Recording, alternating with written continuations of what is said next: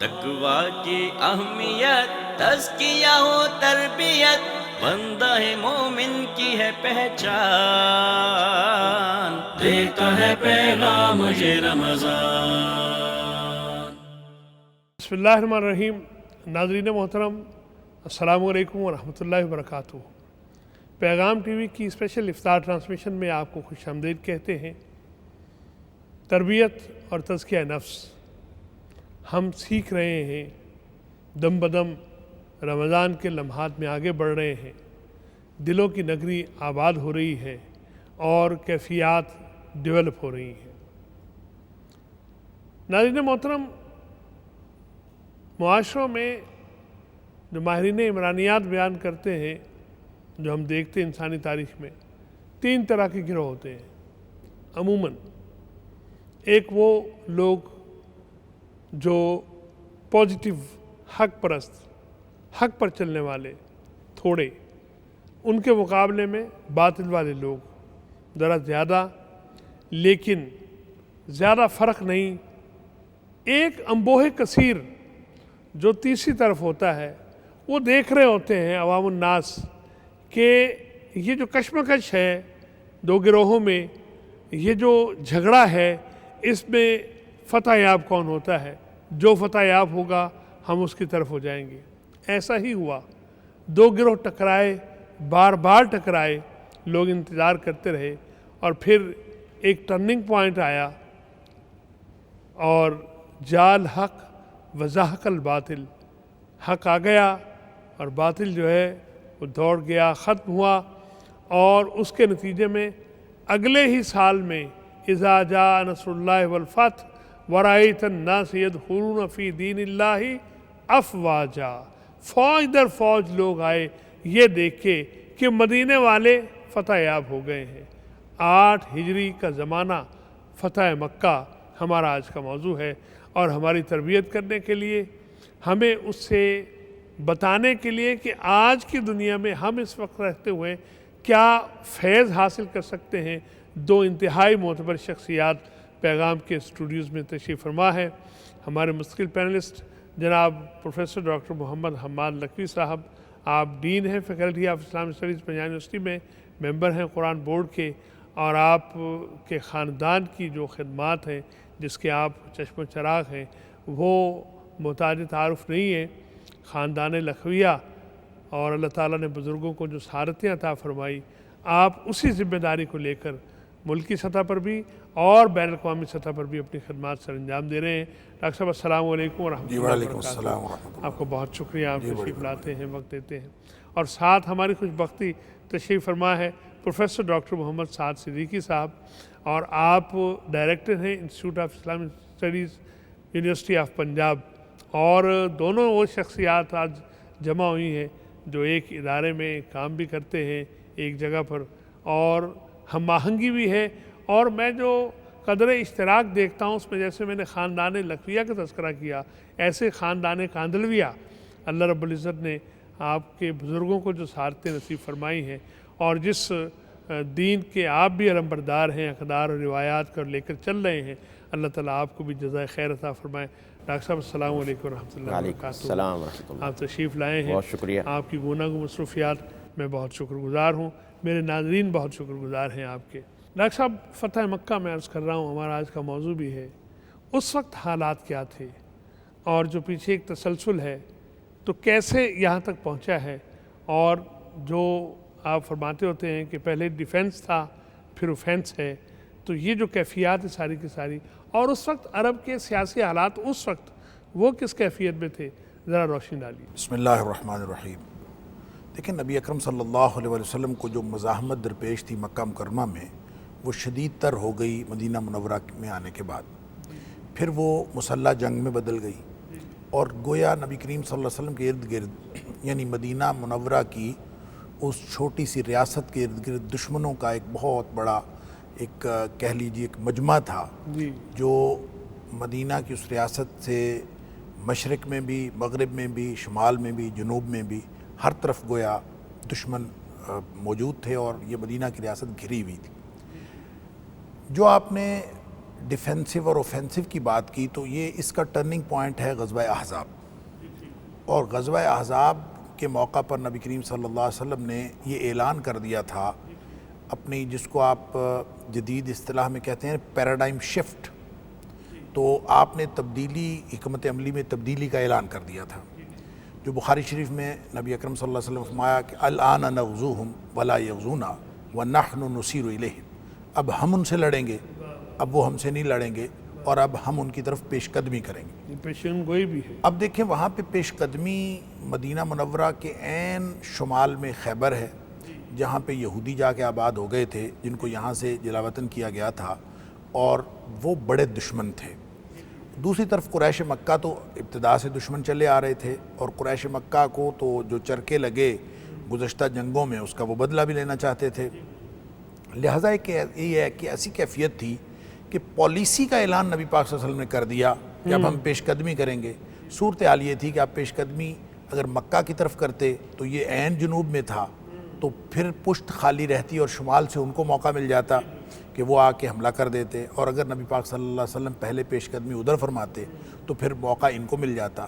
لہٰذا ایک بڑا شاندار گویا اس فتح کی، جس کو ہم فتح مکہ کہتے ہیں اور جس کو قرآن فتح مبین کہتا ہے، اس کی جو ابتدا ہے یا اس کی جو بنیاد رکھی گئی ہے وہ معاہدہ حدیبیہ کے موقع پر رکھی گئی۔ سبحان اللہ۔ اس اعتبار سے معاہدہ حدیبیہ کو جو عام طور پر لوگ سمجھتے ہیں کہ یہ ایک امن کا معاہدہ تھا، صحیح بات یہ ہے کہ یہ نبی اکرم صلی اللہ علیہ وسلم کی جنگی حکمت عملی کا شاہکار تھا، سبحان اللہ۔ اس لیے کہ نبی پاک صلی اللہ علیہ وسلم نے اس معاہدے کے نتیجے میں ایک تو اللہ کی طرف سے اس موقع پر خوشخبری آئی، اِنَّا فَتَحْنَا لَكَ فَتْحًا مُبِينًا، جو بظاہر لوگ سمجھ رہے تھے کہ یہ پتہ نہیں کیا ہم، یہ کون سی فتح حتیٰ کہ حاصل صحابہ کرام جو ہیں، صحابہ کرام وہ بھی اس طرح دل گرفتہ تھے، جی جی، اور اس کی تفصیلات معلوم ہیں کہ نبی پاک صلی اللہ علیہ وسلم کے حکم کے باوجود وہ لوگ اپنی دل گرفتگی کی وجہ سے، اپنی ذہنی کیفیات کی وجہ سے وہ نبی پاک صلی اللہ علیہ وسلم کو حکم ماننے سے قاصر رہے، اور پھر جب نبی پاک صلی اللہ علیہ وسلم نے خود حضرت ام سلمہ رضی اللہ تعالیٰ عنہ کے مشورے سے خود اٹھ کے ذبح کرنا شروع کر دیا، تو پھر وہ بھی اٹھ پھر اتباع شروع ہوئی۔ اچھا،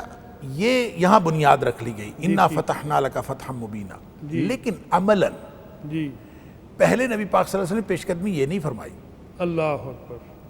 پہلے نبی کریم صلی اللہ علیہ وسلم یہاں سے اب گویا یہ جنگ بندی کا معاہدہ ہوا، معاہدہ ہو گیا، اور 10 سال معاہدہ تک نہیں لڑیں گے۔ جنگ بندی کا کتنے سالوں کے لیے؟ 10 سال 10 کے سال لیے۔ کے لیے، جی۔ لیکن کیا 10 سال جنگ بندی رہی؟ نہیں رہی۔ نہیں رہی۔ اور یہ 10 سال کی جنگ بندی کا معاہدہ گویا صرف اتنا ٹائم سپین حاصل کرنے کے لیے تھا، اور نبی کریم صلی اللہ علیہ وسلم کی نگاہ دور رس یہ دیکھ رہی تھی کہ جس طرح کا شرارتی ذہن قریش کا ہے، یہ خود قائم نہیں رہ سکیں گے اس پر، اور پھر تاریخ نے دیکھا کہ معاہدہ انہوں نے توڑا ہے، نبی پاک صلی اللہ علیہ وسلم نہیں توڑا، لیکن جب وہ انہوں نے توڑا ہے تو اس سے پہلے نبی پاک صلی اللہ علیہ وسلم خیبر کا سفر کر چکے تھے، اور 7 ہجری میں آپ نے وہ قلعہ کامہ ان کا کر دیا، اور گویا شمالی طرف سے بڑے دشمن سے آپ محفوظ ہو گئے تھے۔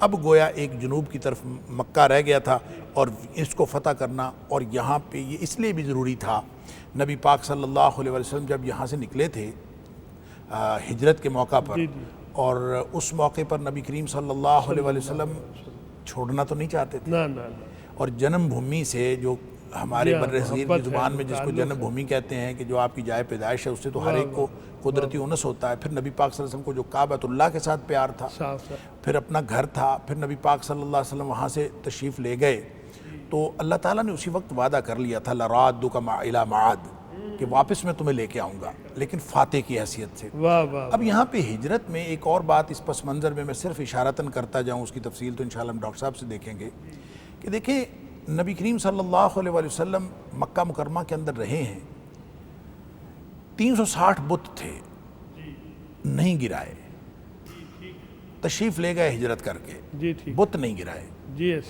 اس لیے نہیں گرائے کہ اگر وہ گرا دیتے تو لوگوں نے پھر بنا لینے تھے، لہٰذا نبی کریم صلی اللہ علیہ وسلم وہاں تشریف لے گئے، اور وہاں جا کے بھی جو نبی پاک صلی اللہ علیہ وسلم نے نمازیں پڑھی ہیں 16-17 مہینوں کے بعد، بیت اللہ جب کعبہ قرار پایا تو بت تو ابھی ادھر موجود تھے، اور لیکن نبی پاک صلی اللہ علیہ وسلم کی خواہش پر اللہ تعالیٰ نے وہ قبلہ تبدیل کیا، اور نبی پاک صلی اللہ علیہ وسلم ادھر رخ پھیر کے نمازیں پڑھنے لگے، تو اب گویا اس کی تکمیل بھی باقی تھی، وہ جو آپ نے جا الحق و زہق الباطل کی بات کی، تو یہ سارے وہ اسباب بنے ہیں اور وہ سچویشنل ڈیولپمنٹ ہوئی ہے اور وہ واقعات وقوع پذیر ہوئے ہیں جس میں نبی پاک صلی اللہ علیہ وسلم کی وہ جو حکمت عملی تھی اس کا واقعاتی اظہار اس طرح سے ہوتا ہے کہ یوں لگتا ہے کہ جیسے ایک بہت ہی ماہر سپہ سالار جنگ لڑ رہا ہو اور اس نے پوری ایک پلاننگ کی ہوئی ہو، اور نبی اکرم صلی اللہ علیہ وسلم نے اس طرح کی پلاننگ کے بعد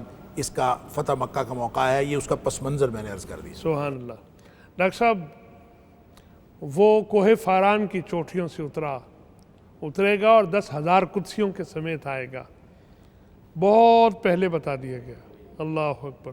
وہ جو لشکر تیار ہوا اس وقت اطلاع بھی نہیں دی جا رہی، بتایا بھی نہیں جا رہا، اور تیاری بھی ہے اور رخ اور ہے اور جا کہیں اور رہے ہیں، اور پھر پہنچے ہیں تو 10,000 وہاں پر جو ہے وہ ہر ایک چولہا الگ جل رہا ہے۔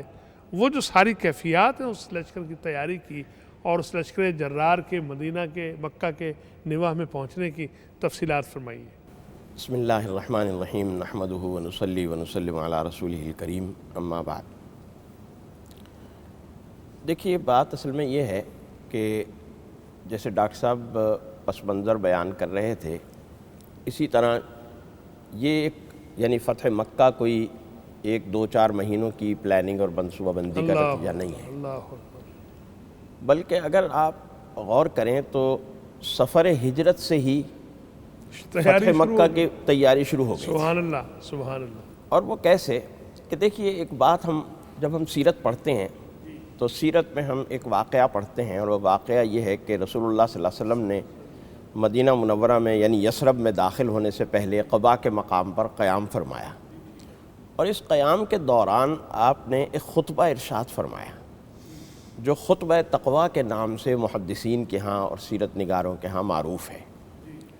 عام طور پر ہمارے تقریباً تمام اردو کے سیرت نگاروں نے بھی وہ خطبہ نقل کیا ہے، اور تقریباً تمام سیرت نگاروں نے اس خطبے کو نقل کرنے کے بعد ایک بات کہی ہے، اور وہ یہ بات کہی کہ دیکھیے، مکہ مکرمہ سے نکلنے کے بعد یہ پہلا پبلک ایڈریس ہے رسول اللہ صلی اللہ علیہ وسلم کا، اور یہ پہلا موقع ہے کہ آپ کو مکے کی حدود سے باہر نکل کے، ان کے دائرہ کار سے باہر نکل کے موقع ملا بات کرنے کا، لیکن اس کے باوجود آپ نے ان 13 سالہ مظالم کا اشارتاً بھی ذکر نہیں کیا اس خطبے میں کہ جو مکے والوں نے آپ کے ساتھ اور آپ کے ساتھیوں کے ساتھ، آپ کے صحابہ کے ساتھ روا رکھا۔ اللہ، وہ شکوہ زبان سے نکل ہی جاتا ہے، ایک لفظ نہیں۔ وہ آج تک وہ متن الحمدللہ معروف ہے، مشہور ہے، کتب میں منقول ہے، آپ چاہیں تو مطالعہ کر کے آج بھی دیکھ سکتے ہیں۔ جی جی۔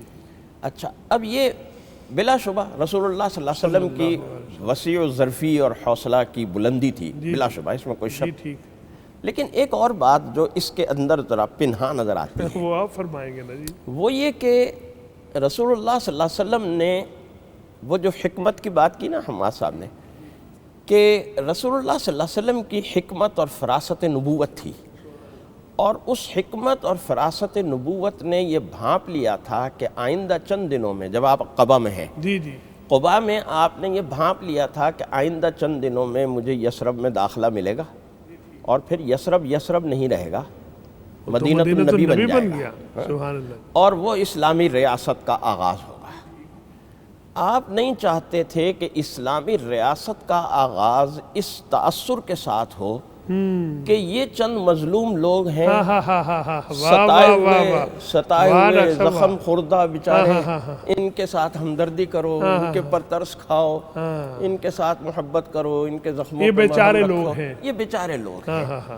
آپ اس تأثر پہ ریاست مدینہ کا آغاز نہیں کرنا چاہتے تھے، واہ واہ واہ، سبحان بلکہ آپ ایک باروب ریاست مدینہ کا اور ریاست اسلامی کا آغاز کرنا چاہتے تھے، سبحان اللہ، اور اس باروب ریاست کا آغاز اسی طرح ہوا کہ آپ نے تقویٰ کی بات کی، وہاں اہل مکہ کے مظالم کی ایک بات بھی نہیں کی۔ ٹھیک۔ اچھا، اب جب ہم اس حکمت عملی کو دیکھتے ہیں جی، کہ پورا جو دور ہے مغازی کا، سرایا کا، اور وہی بات جو سن 5 ہجری کے حوالے سے غزوہ خندق کے جی جی، بارے میں موقع پہ ڈاکٹر صاحب نے رسول کہی، اکرم صلی اللہ علیہ وسلم، بلکہ میں تو یہ کہوں گا کہ اس کا نتیجہ سن 5 ہجری میں نہیں، سن 4 ہجری میں ہی آ گیا تھا۔ جی جی، اور وہ 4 ہجری میں اس طرح آیا تھا کہ سن 2 ہجری میں غزوہ بدر ہوا، مسلمان فتح یاب ہوئے، سن 3 ہجری میں غزوہ احد ہوا تو مسلمانوں کو نقصان اٹھانا پڑا، 70 مسلمان شہید ہو گئے،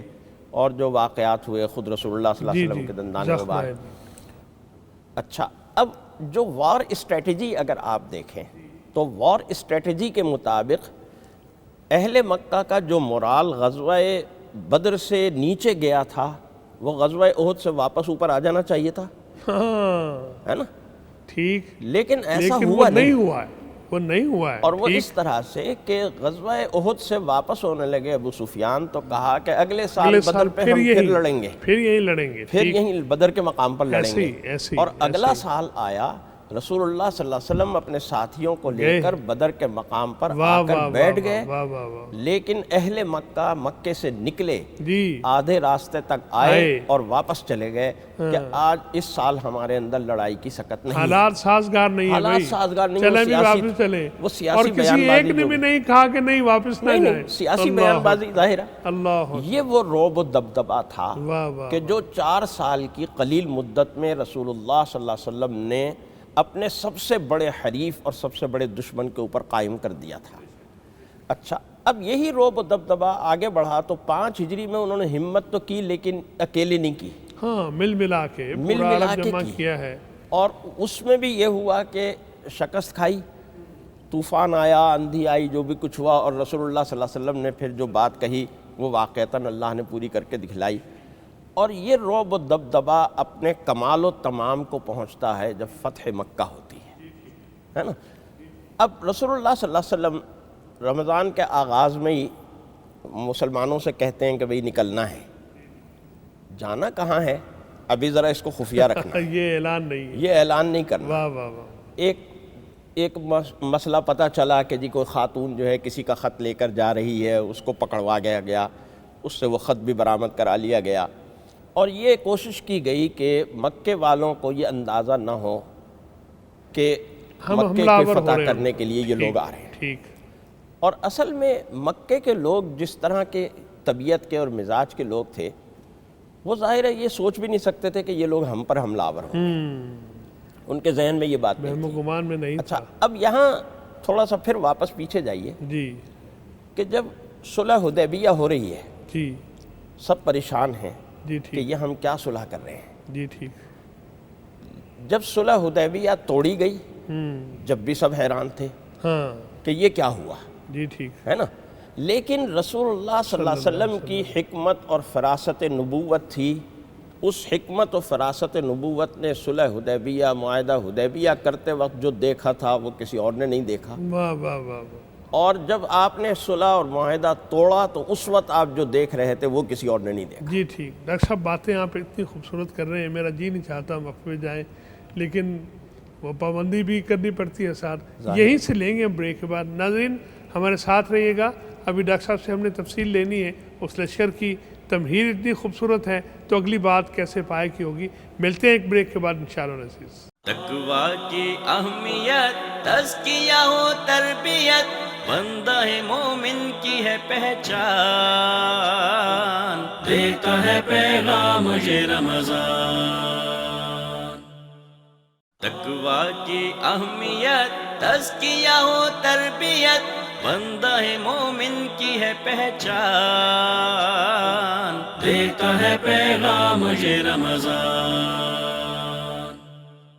ناظرین ویلکم بیک، پیغام ٹی وی کی اسپیشل افطار ٹرانسمیشن میں آپ ہمارے ساتھ شریک ہیں، اور آج فتح مکہ پہ بات ہو رہی ہے، اور بات کر رہے ہیں پروفیسر ڈاکٹر محمد حماد لکھوی صاحب، اور ساتھ تشریف فرما ہیں پروفیسر ڈاکٹر محمد سعد صدیقی صاحب۔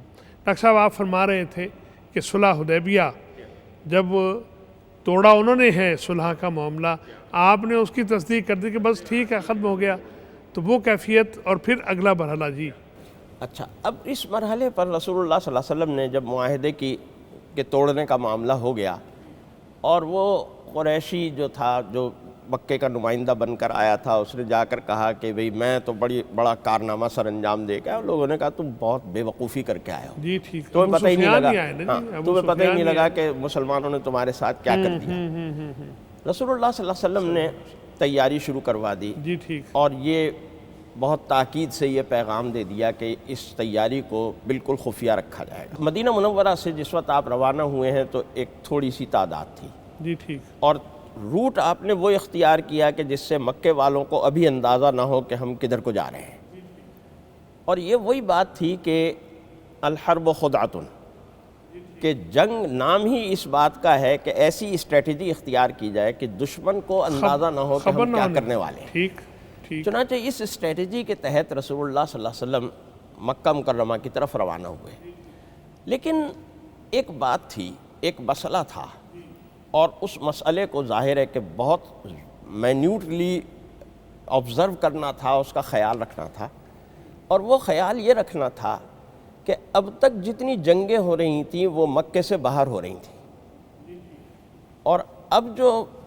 قافلہ روانہ ہوا ہے وہ مکے کی جانب روانہ ہوا ہے، اور مکہ جو ہے وہ جگہ ہے کہ من دخلہ کان آمنا، کہ وہاں جو داخل ہو جاتا ہے اس کو امن مل جاتا ہے، وہ تو جائے امن ہے، جی ٹھیک، اس کا تو سب سے پہلا پیغام اور سب سے بڑا پیغام ہی امن ہے۔ جی ٹھیک، لہذا یہ بات رسول اللہ صلی اللہ علیہ وسلم کے لیے ایک بڑی اہم اور بہت نازک تھی کہ مکہ مکرمہ کو فتح بھی کرنا ہے، لیکن مکے کی اور حرم کی جو تقدس کی بات ہے، اس کی جو حرمت اور عظمت کی بات ہے، وہ بھی پامال نہ ہونے پائے، وہ بھی پامال نہ ہو۔ جی ٹھیک، چنانچہ دو تین چیزیں ہیں جو واقعات کو ہم دیکھتے ہیں نا، جس سے اندازہ ہوتا ہے کہ رسول اللہ صلی اللہ علیہ وسلم نے مکے کی عظمت اور اس کی حرمت کو کس طرح سے برقرار رکھا۔ ایک تو یہ کہ صحابہ بڑے جوش و خروش میں ہیں، جی ظاہر ہے کہ مہاجر صحابہ جو تھے ان کو تو یہ وہ بات تھی کہ بھئی ہم اس شہر کو چھوڑ کے آ گئے تھے، ہمیں نکال دیا گیا تھا، اخرجوا من دیارہم بغیر حق، تو آج ہمیں اسی شہر میں جانے کا موقع مل رہا ہے۔ وہ اس بات کا نعرہ لگا رہے تھے کہ الیوم یوم الملحمہ، ہاں پرچم بردار، آج تو لڑائی کا دن ہے، بڑی آج جنگ تو کا دن ہے، بڑی جنگ کا دن ہے، مقابلے کا دن ہے، آج تو بس ایسی کی تیسی ہو جائے گی۔ جی ٹھیک، رسول اللہ صلی اللہ علیہ وسلم نے جب یہ نعرہ سنا تو آپ نے منع فرما دیا، ہاں آپ نے کہا نہیں، ملحمہ نہیں، اللہ الیوم یوم یوم الملحمہ، المرحمہ، واہ واہ واہ، آج رحم کا دن ہے، رحم کرنا، مہربانیوں کا دن ہے، مقابلے اور لڑائی کا دن نہیں ہے، واہ واہ واہ، رحم کا دن ہے۔ یہ رحم کا دن کیوں ہے؟ یہ وہ کعبۃ اللہ کی عظمت ہے، کعبۃ اللہ کی حرمت ہے، کعبۃ اللہ کا تقدس ہے، اور اس کا من دخلہ کان آمنا اور مثابۃ للناس کا معاملہ ہے کہ وہ لوگوں کی ہلاکت کا مقام نہیں ہے، وہ لوگوں کے قیام اور ان کی زندگی کا ذریعہ اور سبب ہے اور مقام ہے۔ اللہ کے گھر کا جو حیا ہے وہ کیا گیا ہے۔ ڈاکٹر صاحب آپ سے ابھی پھر میں لیتا ہوں کچھ چیزیں۔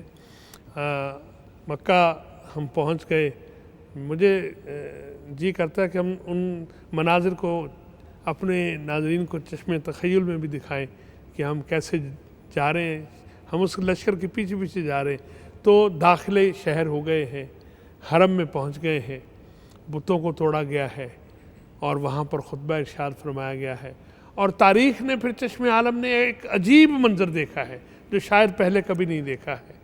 تو ذرا وہ جو کیفیات ہیں ان کی بھی آپ کچھ منظر کشی کیجئے، اور جو نتائج ہمیں وہاں سے اخذ کرنے ہیں وہ بھی ذرا فرمائیے۔ دیکھیں، نتائج سے پہلے اور مکہ میں داخلے سے پہلے جو نبی اکرم صلی اللہ علیہ وسلم کی مکہ کو فتح کرنے کی حکمت عملی ہے، جس کے بارے میں ڈاکٹر صاحب بڑی خوبصورت بات ارشاد فرما رہے تھے، میرا خیال ہے اس پہ تھوڑا سا میں اس میں انڈورس کروں، اور تھوڑی سی صرف اس منظر کو آپ اس میں شامل کر لیجئے کہ جو آپ نے انٹرو میں کہا تھا کہ نبی اکرم صلی اللہ علیہ وسلم نے اب اس 10,000 کے لشکر کو مکہ کے ارد گرد بالکل بکھیر کے کھول کے اور آپ نے کہا کہ تم آگ جلاؤ۔ جی ٹھیک، اب ان کو تو پتہ ہی اس وقت چلا مکے والوں کو کہ جب نبی پاک صلی اللہ علیہ وسلم نے وہاں پڑاؤ ڈال لیا، اور رات کو ہر طرف جو ہے وہ روشنی ہے، 10,000 چولہے روشن ہیں، 10,000 اگر چولہے روشن ہیں تو پھر اب ان کو تو سمجھ نہیں آئی کہ ہم کہاں پھنس گئے ہیں۔ تو یہ اصل میں نبی پاک صلی اللہ علیہ وسلم نے وہ حکمت عملی اختیار کی۔ دیکھیں، کمانڈوز ایکشن کرتے ہیں، ان کو تربیت دی جاتی ہے، اور جدید ترین دنیا کے کمانڈوز، وہ جو آج کل بڑا چرچا ہے کہ اسٹرائک اس طرح سی سرجیکل اسٹرائک کی جائے اور اس طرح کی اسٹرائک کی جائے، کہ جو بالکل مقاصد کو حاصل کرے اور اس کے علاوہ ادھر ادھر نقصان نہ کرے. تو اب دیکھیں نا نبی پاک صلی اللہ علیہ وسلم نے کس طرح سے وہ فتح جس کو فتح مبین کہا، اور جو سب سے بڑا آپ کہہ لیجئے کہ نبی پاک صلی اللہ علیہ وسلم کی اس پوری جنگ حکمت عملی کا سب سے بڑا آؤٹ کم ہے. جی ٹھیک. اس کو حاصل کرنے کے لیے کس طرح نبی پاک صلی اللہ علیہ وسلم نے نزاکتوں کے ساتھ جی ٹھیک. اور اس شہر کی حرمت کو بھی برقرار رکھا اور بڑے دشمن کے خلاف. ڈاکٹر صاحب انہیں عین موقع پر فرما رہے ہیں آپ، پتہ چلا ابو سفیان نکلے تو حیران رہے. یہ اگر انہیں خبر ہوتی تو کیا اہل مکہ کٹ مرتے نا؟ میں وہی عرض کر رہا ہوں کہ اگر دیکھیں نبی کریم صلی اللہ علیہ وسلم نے اوائڈ کرنا تھا جنگ سے. اگر پہلے سے خبر ہو جاتی تو یقیناً وہ جنگ کے لیے تیار ہوتے، وہ چاہے وہ کٹ مرتے، لیکن انہوں نے لڑنا ضرور تھا. اس لیے کہ ان کے لیے تو یہ بات بڑی باعث شرمندگی تھی نا کہ کوئی آ جائے اور ان کے اوپر ایک دم حملہ آور ہو جائے. اور پھر خاص طور پہ جو یہ لوگ ہجرت کر کے جب سے گئے تھے تو یہ قریشی سردار یہ سمجھ رہے تھے کہ یہ تو ہمارے بگوڑے ہیں، اور شروع میں یہ اسی طرح کی بات کر رہے تھے. تو یہ تو آہستہ آہستہ اللہ تعالیٰ نے جب غزوہ بدر کے ان کو غزوہ بدر میں ان کے دانت کھٹے کیے اور پھر آہستہ آہستہ ڈیولپمنٹ ہوئی ہے، تو پھر وہ لوگ قوت تسلیم کرنے پر مجبور ہو گئے کہ یہ قوت ہے.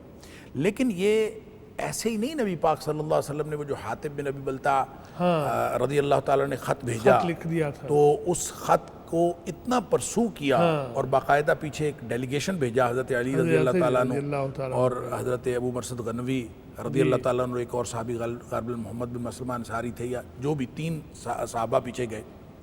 اچھا انہوں نے جا کے ان کو نبی کریم صلی اللہ علیہ وسلم نے بڑی پن پوائنٹڈلی چیزیں بتائیں. تم روضہ خاک پہ پہنچو گے، وہاں تم ایک عورت ملے گی، اس عورت کے پاس اس کے پاس ایک خط ہے، وہ لے. اب نبی کریم صلی اللہ علیہ وسلم نے یہ جو اتنی زیادہ دیکھیں جنگ لڑنی ہے نا، تو اگر خط پہنچ بھی جاتا تو بھی جنگ لڑنی ہے، نہ پہنچتا تو بھی. اصل میں اس میں مکے شہر کی حرمت اور کعبۃ اللہ کی حرمت انوالو تھی کہ اگر وہ پتہ چل جاتا ہے آپ کی حکمت عملی تو آپ کی وہ سکیم خراب ہو رہی تھی. جنگ کا ایشو نہیں تھا، ایشو یہ تھا کہ آپ کی وہ سکیم خراب ہو رہی تھی کہ لڑے بغیر اس کو فتح کرنا ہے، خون ریزی نہ ہو، خون ریزی نہ ہو. لہٰذا وہ حضرت علی رضی اللہ تعالیٰ وغیرہ اس کو خط لے کے آ گئے، اس سے پکڑ کے پتہ بھی چل گیا حضرت حاطب بن ابی بلتع. حالانکہ اب دیکھیں یہاں اس پورے منظرنامے میں نہ حضرت حاطب رضی اللہ تعالیٰ عنہ کو کوئی سرزنش کی، البتہ قرآن نے کچھ اصول واضح کر دیے، سورہ ممتحنہ نازل ہوئی. حضرت حاطب کے بارے میں تھوڑا سا غصہ حضرت عمر فاروق رضی اللہ تعالیٰ عنہ کو آیا. نبی اکرم صلی اللہ علیہ وسلم نے فرمایا رکو، تمہیں کیا معلوم یہ جو ہے اصحاب بدر میں سے ہے، اور تمہیں کیا معلوم کہ اللہ نے اصحاب بدر کے اگلے پچھلے سارے گناہ معاف کر دیے، لہٰذا ان کو کچھ نہیں کہنا، یہ بدری صحابی ہیں. غلطیاں، کوتاہیاں، اعمال. پھر اصل ایشو یہ تھا کہ اس اسٹریٹجی کو پایا تکمیل تک پہنچانا تھا کہ بغیر لڑے مکہ فتح کرنا ہے. لہٰذا جب نبی پاک صلی اللہ علیہ وسلم نے وہاں کے پڑاؤ کیا، رات کو 10,000 چولہے روشن ہوئے ہیں، تو اب مکے والے خود نکلے ہیں، بغیر اسلحے کے نکلے ہیں. ایک تو روب اتنا طاری ہوا کہ پتہ نہیں کتنا بڑا لشکر ہے. لہٰذا اب وہی سردار ہیں، وہی ان میں سے وہی ابو سفیان ہیں، اور اس میں لوگ جو ہیں وہ اب راستہ ڈھونڈ رہے ہیں کہ کوئی طریقہ بن جائے کہ ہماری ان کے ساتھ کوئی ملاقات ہو جائے، کوئی ڈیل ہو جائے، سلو ہو جائے، کوئی بات چیت ہو جائے. اب وہ بات چیت کے لیے یہ لوگ خود سے، اب دیکھیں سچویشن ایسی کریٹ ہوئی، اور یہ ہے وہ نبی پاک صلی اللہ علیہ وسلم کی حکمت عملی کا شاہکار کہ اب وہی دشمن جس کے ساتھ مقابلے کی توقع تھی، اب وہ دشمن راستے ڈھونڈ رہا ہے کہ کسی طریقے سے نبی کریم صلی اللہ علیہ وسلم سے مذاکرات ہو جائیں، اور شہر میں داخلے سے پہلے اتنا بڑا لشکر آ گیا ہے تو شہر میں داخلے سے پہلے ہمارا کوئی اہتمام ہو جائے. تو نبی کریم صلی اللہ علیہ وسلم نے ان کا اکرام بھی کیا ہے، اور ابو سفیان جب اس موقع پر مسلمان ہو گیا ہے تو نبی کریم صلی اللہ علیہ وسلم نے اس کو گھر کو جائے امان قرار دیا. اصل میں تو نبی پاک صلی اللہ علیہ وسلم، لیکن 2 لوگ کہتے ہیں دیکھیں جی ابو سفیان کے گھر کو جائے امان قرار دے دیا، اس کی کوئی عزت کی ہے، اس کا یہ کیا ہے، اس کا. دیکھیں مسلمان ہونے کے بعد تو عزت ہے، سب کی ہے، ہر شخص کی. لیکن دراصل نبی کریم صلی اللہ علیہ وسلم کی یہ اسٹریٹجی تھی کہ جنگ نہ ہونے پائے. لہٰذا ایک طرح سے اس نبی پاک صلی اللہ علیہ وسلم کی اس حکمت عملی میں تعاون تھا جو ابو سفیان نے وہاں جا کے کیا. جنگ سے منع کیا لوگوں کو، یعنی جو تعاون اس نے نبی کریم صلی اللہ علیہ وسلم کے پاس پہنچا، وہ معاون بن گیا بالکل لڑائی کے بغیر فتح کرنے کا. اس لیے نبی کریم صلی اللہ علیہ وسلم نے اس کو یہ کریڈٹ دیا کہ تیرا گھر بھی ایک خاص مقام ہو گیا تاکہ اس کی تھوڑی سی عزت بڑھے، اور اس نے بہرحال تعاون کیا تھا. یہ وہ سارا منظرنامہ ہے کہ یوم الملحمہ سے الیوم الیوم یوم یوم المرحمہ، المرحمہ، سبحان یہ اللہ، رحمت کا دن ہے، اور نبی سبحان پاک صلی اللہ علیہ وسلم اس اعتبار سے، اور آپ نے سب کو روک دیا کہ کوئی کسی نے کوئی لڑائی نہیں لڑنی، اور یوں ایسے حالات پیدا ہو گئے. ایک چھوٹی سی جھڑپ حضرت خالد بن ولید جہاں سے گئے، وہ بھی ایک بالکل معمولی سی، معمولی جھڑپ اور ہوئی. نبی کریم صلی اللہ علیہ وسلم اس طرح مکے میں داخل ہوئے اللہ اکبر، کہ اللہ آپ کا اکبر، جو سر ہے اللہ وہ اکبر، یوں جھکے اللہ ہوئے ہیں. اکبر. اور دیکھیں فاتحین ہمیشہ داخل ہوتے اللہ ہیں، اکبر، کشتوں کے پشتے لگاتے ہیں، اور یہ گویا اس گھر میں جہاں سے نکالے گئے تھے، ہائے. اس اپنے جائے پیدائش میں، اور کعبۃ اللہ جو نبی پاک صلی اللہ علیہ وسلم کو پسند تھا، جس کے بارے میں اللہ کریم نے وعدہ کیا تھا لَرَادُّکَ إِلَىٰ مَعَادٍ، کہ میں واپس لاؤں گا، اب وہ وہاں پہنچے ہیں.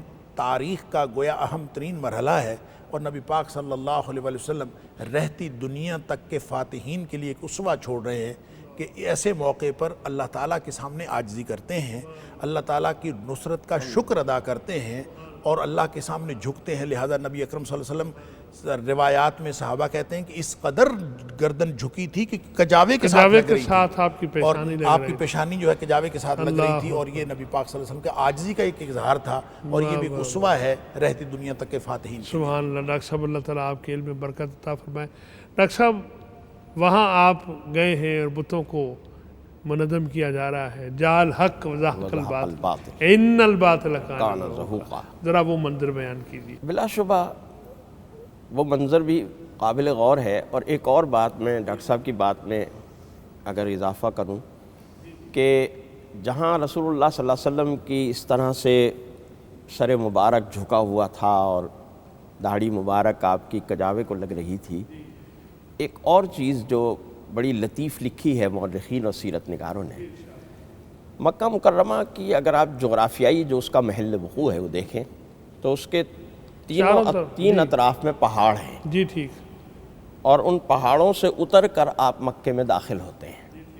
صرف ایک راستہ ہے کہ جو اسفل کعبہ یا اسفل مکہ کہلاتا ہے، اور وہ راستہ ایسا ہے، آپ اللہ تعالی ہم سب کو بار بار حاضری نصیب فرمائے. آج بھی ایک محلہ ہے خانہ کعبہ سے آپ شار ابراہیم خلیل پہ اگر جائیں تو مسفلہ، وہ جگہ ہے کہ جہاں اوپر سے آدمی مکے میں داخل نہیں ہوتا بلکہ نیچے سے داخل ہوتا ہے، اوپر کی طرف جاتا ہے، اوپر کی طرف جاتا ہے.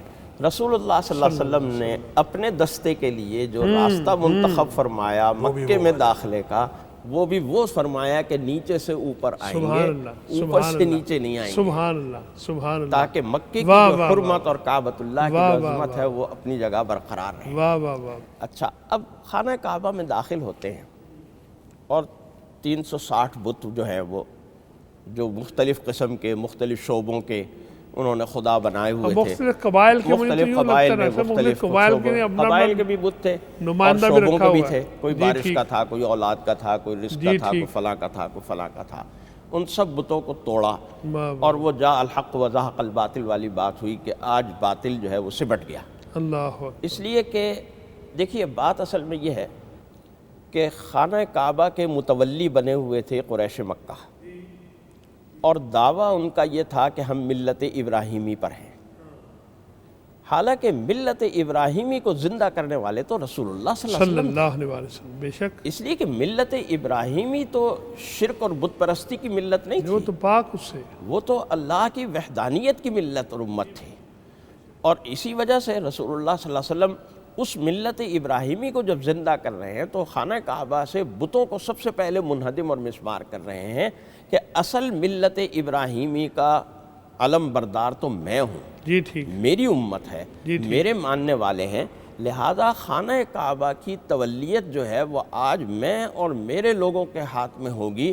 اس لیے کہ ملت ابراہیمی جو خانہ کعبہ کو بنانے والے ابراہیم تھے، جن کی دعا کے نتیجے میں اللہ نے مجھے مبعوث فرمایا ربنا وابعث فیہم رسولا منہم یتلو علیہم آیاتک ویعلمہم الکتاب والحکمت ویزکیہم، وہ حضرت ابراہیم علیہ السلام، ان کی یہ ملت نہیں ہے کہ 360 بت جو ہیں ان کو معبود بنایا جائے. انہوں نے بستی ار کے صنم کدے کو ویران کیا اور بیٹے جو ہیں وہ برباد کر رہے ہیں. اللہ. تو یہ صورتحال ہے، اور اس صورتحال میں نبی کریم صلی اللہ علیہ وسلم یہی پڑھتے جاتے تھے اور ایک ایک بت کو چھڑی مارتے جاتے تھے اور وہ بت جو ہے وہ گرتے جا رہے تھے.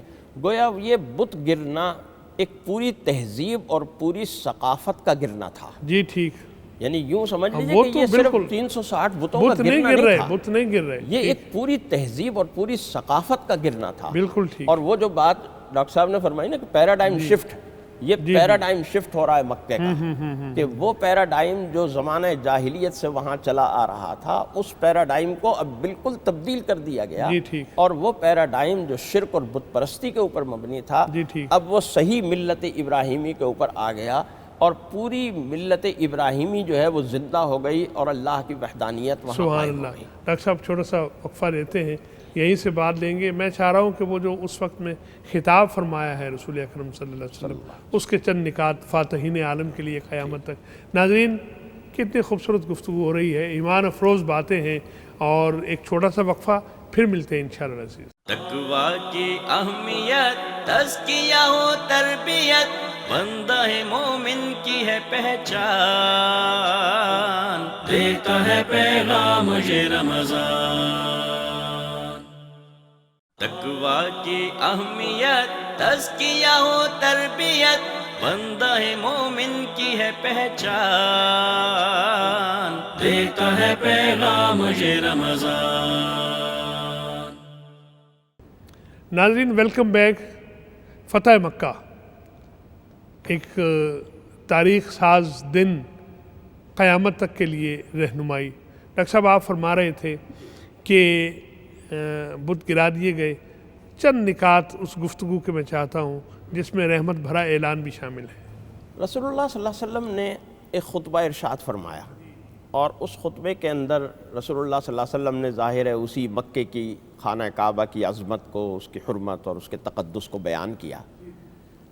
اور اس کے بعد آپ نے ایک بات ارشاد فرمائی کہ بھلا بتلاؤ اب میں تمہارے اوپر اختیار رکھتا ہوں، میں تمہارے ساتھ اب کیا سلوک کروں، تمہیں بتلاؤ. تم ہی بتلاؤ. اللہ اکبر. اچھا اب ظاہر ہے کہ وہ مکے والے جنہوں نے رسول اللہ صلی اللہ علیہ وسلم کے ساتھ کیا کچھ نہیں کیا تھا، مجرم ہیں سارے کے سارے. مجرم تھے سارے. کس نے اوجڑی رکھ دی تھی، نجاست رکھ دی تھی، کسی نے راستے میں کانٹے بچھائے تھے، کسی نے تکلیف دی تھی، کسی نے ذہنی اذیت پہنچائی تھی. کیا کیا تکلیفیں نہیں تھیں جو آپ کو اور آپ کے صحابہ کو کس طرح گرم سلاخوں سے داغا جاتا تھا، گرم ریت پر لٹایا جاتا تھا. ایک تفصیل ہے، ایک تفصیل ہے پوری. 13 سال کی تاریخ جو ہے وہ بیان کرنا بھی آسان نہیں ہے، اس کو دیکھنا اور برداشت کرنا تو ایک بہت بڑی بات ہے. وہ سارے لوگ کھڑے ہوئے ہیں کہ جو یہ سب کچھ کرتے رہے ہیں، اور نبی کریم صلی اللہ علیہ وسلم کو آج اختیار حاصل ہو گیا ہے. اچھا جب پوچھا آپ نے کہ بھئی اب بتاؤ کیا کروں، تو ان لوگوں نے ایک بڑا سیاسی قسم کا بات کی، بڑی کہا اخن کریم وابن اخن کریم. آپ تو بڑے کریم بھائی ہیں اور ہمارے بڑے کریم بھائی کے بیٹے ہیں. آپ کے والد گرامی حضرت عبداللہ وہ بھی بڑے کریم تھے، اور آپ بھی بڑے سخی بڑے کریم ہیں. اور ظاہر ہے کہ جب آپ خود بھی کریم ہیں اور ابن کریم ہیں تو آپ ہمارے ساتھ فضل و کرم ہی کا معاملہ فرمائیں. شبلی کہتے ہیں کہ یہ بہتر سے بہترین جملہ یہ تھا جو وہ کہہ سکے، جو کہہ سکتے. اللہ اکبر. چنانچہ نبی کریم صلی اللہ علیہ وسلم نے اعلان فرما دیا لا تثریب علیکم اليوم وانتم الطلقاء، جاؤ اب تمہارے اوپر کوئی گرفت نہیں ہے، تم سب آزاد ہو. اچھا اب یہ جو صورتحال ہے، دیکھیں قرآن کریم میں انبیاء علیہ السلام کے واقعات بیان ہوئے ہیں، لیکن حضرت یوسف علیہ السلام کا جو واقعہ ہے وہ بڑے منفرد اسلوب کے ساتھ بیان ہوا ہے. احسن القصص. احسن القصص اس کو سبحان کہا. اللہ. اور اس احسن القصص میں حضرت یوسف علیہ السلام کے واقعے میں بہت ساری باتیں ہیں جو رسول اللہ صلی اللہ علیہ وسلم کی سیرت طیبہ اور آپ کی حیات مطہرہ سے مشابہت رکھتی ہیں. وہاں بھی یہ صورتحال ہے کہ وہ بھائی کہ جنہوں نے حضرت یوسف کے ساتھ کیا کچھ نہیں کیا تھا سامنے کھڑے ہیں. حضرت یوسف کے پاس عزیز مصر کا عہدہ ہے، اور وہ کہہ رہے ہیں کہ اب بتاؤ تمہارے ساتھ میں کیا کروں، تم نے میرے ساتھ جو کچھ کیا تمہیں پتہ ہے، میں تمہارے ساتھ کیا کروں. تو حضرت یوسف علیہ السلام نے معاف کر دیا. جی ایسے نبی کریم صلی اللہ علیہ وسلم یہی جملہ قرآن مجید نے مانا. یہ جملہ قرآن جی کریم ٹھیک. اچھا لیکن ایک فرق ہے. جی حضرت یوسف علیہ السلام نے اپنے بھائیوں کو معاف کیا تھا، جی ٹھیک، نبی کریم صلی اللہ علیہ وسلم نے اپنے دشمنوں کو معاف کیا۔ اللہ اللہ اللہ اللہ، واہ واہ ڈاکٹر صاحب، ایسی خوبصورت بات آپ ہی کر سکتے ہیں۔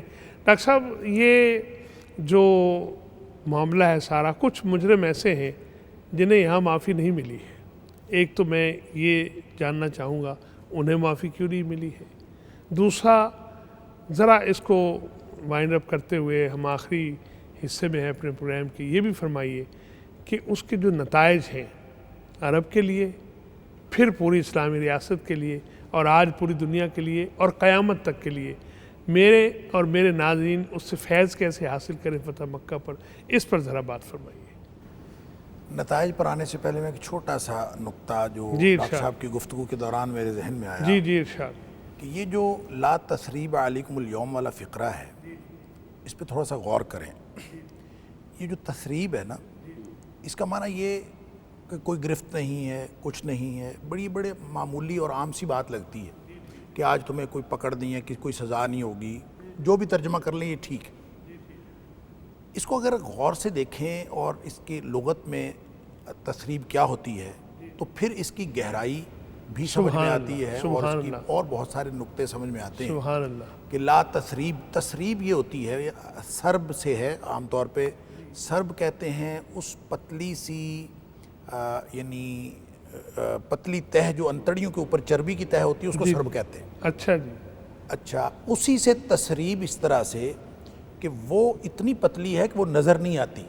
جی ٹھیک، اچھا، اسی سے یہ تثریب استعمال ہونا شروع ہوا، جی جس کا مطلب یہ تھا جی، کہ صرف یہ نہیں ہے کہ گرفت نہیں ہوگی، ہاں، بلکہ اس کا مطلب یہ ہے کہ تمہیں سرزنش بھی نہیں ہوگی، واہ آر بھی نہیں دلائی جائے گی، واہ واہ واہ، کوئی ڈانٹ بھی نہیں پلائی جائے گی، واہ واہ، اس کے بارے میں گویا تذکرہ بھی نہیں ہوگا۔ اللہ اکبر، لا تثریب علیکم اليوم کا مطلب صرف گرفت نہیں ہے، یہ صرف معنی نہیں ہے، گرفت تو ہے ہی نہیں، واہ واہ واہ، بلکہ اس میں کسی قسم کی آر بھی نہیں دلائی جائے گی، اور ایسا ہی ہوا۔ دیکھیں حضرت یوسف علیہ السلام کے ساتھ جو مشابہت ہے اس واقعے کی، بے شمار چیزیں ہیں جو مشابہت کے پہلو ہیں، لیکن اس میں جو حضرت یوسف علیہ السلام کا آپ تذکرہ دیکھیں تو اس میں بھی حضرت یوسف علیہ السلام نے جب سارا ڈراپ سین ہو رہا ہے معاملے کا، احسن القصص کا، تو اس میں بھی جب انہوں نے ذکر کیا کہ اللہ نے میرے اوپر احسان کیا، اب سارے آرام سے بیٹھے ہوئے، تثریب کا معنی سمجھ میں آ رہا ہے، والدین آ گئے، حالات ٹھیک ہو گئے ہیں، سجدہ ہو گیا ہے، خواب کی تعبیر سامنے آ گئی ہے، شکر کے کلمات ادا ہو رہے ہیں کہ میرے اللہ نے میرے اوپر بڑا احسان کیا۔ اچھا، وہاں پہ کنویں سے نکالنے کا ذکر نہیں کیا، اذ اخرجنی من السجن کا ذکر کیا ہے، ہاں، جب مجھے قید خانے سے، جیل سے نکالا ہے، جیل سے نکالا ہے، کنویں سے من الجب کا ذکر نہیں ہے۔ وہ ذکر ہی نہیں، کیوں؟ ہاں، اگر وہ ذکر کرتے تو وہ تثریب کے خلاف ہوتا، لا تثریب کے خلاف انہیں ہوتا، ندامت ہوتی، ان کو ندامت ہوتی واہ بھائیوں کو، واہ واہ، لہٰذا وہ کردار جو حضرت یوسف علیہ السلام نے اپنایا کہ ذکر تک نہیں کیا کبھی، واہ واہ واہ، اور کہ کوئی کیا ہوا تھا اور کیا معاملہ، ٹھیک۔ یہ ہے وہ اسوہ جو نبی پاک صلی اللہ علیہ وسلم فتح مکہ کے اوپر دے رہے واہ، ہیں سبحان کہ دشمنوں کے بارے میں جو معاملہ ہوا، کسی کو یہ نہیں کہا کہ تم نے میرے اوپر فلاں کیا یہ کیا تھا، وہ تو کیا تھا، معافی کا تثریب کا مطلب یہ ہوتا ہے کہ آئندہ کبھی اس کا ذکر بھی نہ کیا جائے کہ بعد تم میں نے میرے کبھی- ساتھ کیا کیا اور میں نے تمہارے ساتھ کیا بعد میں کیا، بھی یہ بھی نہ ہو۔ کبھی ذکر نہیں جب یہ بھی ذکر بھی نہ ہو تو وہ تثریب ہوتی ہے، ایک تو بات ٹھیک۔ یہ۔ دوسرا، جب ہم نتائج کی بات کرتے ہیں تو اصل میں وہ جیسے کہتے ہیں نا، نتائج کا جو النتائج ہے، یوں کہہ لیں، جو سب سے بنیادی نتیجہ ہے جی جی، وہ یہ ہے کہ دیکھیں جب حضرت نبی اکرم صلی اللہ علیہ وسلم یہاں سے تشریف لے گئے ہیں ہجرت کے موقع پر، اس کو آپ ذرا اس تناظر میں دیکھیں کہ نبی پاک صلی اللہ علیہ وسلم اس دنیا میں تشریف کس لیے لائے تھے اور کس لیے سارے انبیاء آتے ہیں؟ اللہ کی توحید کا جھنڈا گاڑنے، لا الہ الا اللہ۔ اب سبحان نبی پاک صلی اللہ علیہ وسلم مکہ مکرمہ میں 13 سال رہے ہیں، اور مکہ مکرمہ میں کعبۃ اللہ جو مرکز توحید ہے، جو انسانیت کا مرکز ہے، اور جو بنایا ہی وضع للناس ہے، انسانیت کے لیے بنایا، اور پھر ابراہیم جو امام الناس ہیں، ابراہیم علیہ السلام تشریف لائے، انہوں نے اس کی دوبارہ تعمیر کی۔ اب وہاں پہ وہ مرکز توحید ہے، لیکن وہاں پہ 360 بت پڑے ہوئے ہیں۔ میں نے پہلے بھی عرض کیا کہ نبی پاک صلی اللہ علیہ وسلم کا اصل مشن تو ان بتوں کو گرانا ہے، اور اس توحید قدے کو اور توحید کے مرکز کو توحید پر واپس لانا ہے، لیکن نبی کریم صلی اللہ علیہ وسلم اس وقت کر نہیں سکتے. وَأَنَّ الْمَسَاجِدَ لِلَّهِ فَلَا تَدْعُوا مَعَ اللَّهِ أَحَدًا، جو مسجدوں کی ماں ہے اس میں بت پڑے ہوئے ہیں. نبی کریم صلی اللہ علیہ وسلم وہاں سے تشریف لے گئے ہیں، اور گویا وہاں سے تشریف لے جانے کی یہ میں اس لیے عرض کر رہا ہوں کہ کوئی سیرت نگار یہ نہیں لکھتا کہ نبی پاک صلی اللہ علیہ وسلم کی ہجرت کرنے کی وجوہات میں ایک یہ تھی کہ آپ بت نہیں گرا سکتے تھے اور توحید کے مرکز کو بتوں سے پاک نہیں کر سکتے تھے، تو آپ اس لیے تشریف لے گئے. لیکن جب نبی پاک صلی اللہ علیہ وسلم مکہ فتح کیا ہے تو آپ کا اس وقت کا سب سے اولین کام کرنے کا مقصد، دیکھیں اس سے وہ شریعت کا مقصد سمجھ میں آتا ہے. دیکھیں نبی پاک صلی اللہ علیہ وسلم کوئی بھول جائے نماز پڑھنا یا کوئی سویا رہ جائے، نماز کا وقت گزر جائے تو جوں ہی یاد آئے یا جوں ہی بیدار ہو تو سب سے پہلا کام یہ کرے کہ نماز پڑھے، اس لیے کہ نماز دنیا کے اہم ترین امور میں ہے. لہٰذا نبی اکرم صلی اللہ علیہ وسلم جو ہی فتح مکہ ہو رہی ہے تو پہلا کام یہ کر رہے ہیں کہ بت گرا رہے ہیں. کوئی بات کیے بغیر آپ وہاں گئے ہیں حضرت باقی علی کے معاملات ساتھ، کچھ نہیں ہے کہ کیا ہوگا کیا نہیں ہوگا، سب سے پہلا کام یہ ہے کہ بت گرانے. کلیر برداری کا معاملہ بعد میں اس ہوا لیے ہے. کہ ہجرت مدینہ سے لے کر جی فتح مکہ تک کے درمیان میں آپ کو جو گیپ نظر آتا ہے، اس میں جو لنک نظر آتا ہے وہ یہ کہ نبی اکرم صلی اللہ علیہ وسلم نے سب سے پہلے اس توحید کے مرکز کو پاک کیا، اور پھر وہ آج تک مرکز توحید ہے. نبی کریم صلی اللہ علیہ وسلم اس کو پاک کیا اور آج تک وہ مرکز ہے. تو یہ گویا فتح مکہ گویا صرف نبی کریم صلی اللہ علیہ وسلم کے مشن کی تکمیل کا مظہر ہی نہیں ہے، بلکہ حضرت آدم علیہ السلام سے لے کر جتنے انبیاء آئے ہیں سب کا جو ایک ہی مشترکہ نقطہ دعوت ہر نبی کا، اس کی تکمیل کا مظہر ہے. یہ ہے وہ سب سے بڑا نتیجہ جو مکہ کی فتح سے حاصل ہوا ہے. باقی اس کے ساتھ جو ضمنی نتائج ہیں کہ اب تو اس کے بعد ظاہر ہے کہ مکہ فتح ہو گیا، یہ دو بڑے دشمن تھے، ادھر یہودی تھے ادھر یہ قریش مکہ تھے. جب یہ مکہ فتح ہو گیا تو اس کے بعد جو لوگ فلوٹنگ ووٹ ہوتے ہیں، جو لوگ صرف تگڑے کے ساتھ اور دیکھ رہے ہوتے ہیں کہ کس طرف وزن ڈالنا ہے، تو وہ پھر فوج در فوج جس کی طرف اللہ تعالیٰ نے فرمایا کہ اذا جاء نصر اللہ، یہ اللہ کی طرف سے فتح جب آ گئی تو پھر تو لوگ فوج در فوج آنے لگے. اور اس کے بعد اسلام کی جو شوکت ہے وہ پھر اس قدر بڑی، اگرچہ اس کے بعد ایک دو مارکے ہیں، یعنی غزوہ طائف بھی ہے، پھر اس کے بعد غزوہ تبوک بھی ہے، غزوہ حنین بھی ہے، اور یہ لیکن اس کے باوجود نبی اکرم صلی اللہ علیہ وسلم کو پھر اللہ تعالیٰ نے وہ جو فتح کا سفر شروع ہو گیا تھا، اب وہ پھر شوکت اسلام میں اضافے کا باعث یہ صرف نبی اکرم صلی اللہ علیہ وسلم کی حیات طیبہ تک نہیں رہا، بلکہ پھر صدیق اکبر رضی اللہ تعالیٰ عنہ اور عمر فاروق رضی اللہ تعالیٰ عنہ، پھر یہ پھیلتا چلا گیا ہے. اور آج ہم دیکھتے ہیں کہ پوری دنیا میں جہاں جہاں اسلام کی شمع روشن ہے، یہ فتح مکہ کی ہی اس چراغ کی روشنیاں ہیں جو ہر طرف پوری دنیا میں پھیلی. ڈاکٹر صاحب، دنیا کے بتقدوں میں پہلا وہ گھر خدا کا، ہم اس کے پاسباں ہیں، وہ پاسباں ہمارا. جناب پروفیسر ڈاکٹر محمد حماد لکھوی صاحب، جناب پروفیسر ڈاکٹر محمد سعد صدیقی صاحب، جن پرکھوں اور جن بزرگوں کی آپ اولاد ہیں، آپ کے منہ سے ایسی باتیں سجتی ہیں. اللہ تعالیٰ آپ کے علم میں، عمل میں برکت عطا فرمائے، دنیا اور آخرت کی ساری سعادتیں عطا فرمائے. میں بہت شکر گزار ہوں آپ تشریف لائے. ناظرین محترم، فاتحین عالم سروں کو فتح کرتے ہیں. محمد رسول اللہ صلی اللہ علیہ وآلہ وسلم نے ہمیں سبق دیا ہے کہ دلوں کو فتح کرتے ہیں. اللہ رب العزت انہی کے ساتھ جنت میں ہمیں ہمسائیگی کا شرف عطا فرمائے، اپنے دیدار سے بہرمند فرمائے. کہیے آمین یا رب العالمین. اپنے میزبان اعجاز احمد کو اجازت مرحمت فرمائیے. السلام علیکم ورحمۃ اللہ وبرکاتہ. ایمان کی شبنم، رحمت کی چھم چھم، آیا نیکیوں کا ایسا موسم، برکت کے لمحے، تسبیح کے نغمے، نیکیوں کی بوندیں ٹپ کے ٹم ٹم. تقویٰ کی اہمیت، تزکیہ و تربیت، بندہ مومن کی ہے پہچان. دیتا ہے پیغام مجھے رمضان، دیتا ہے پیغام مجھے رمضان.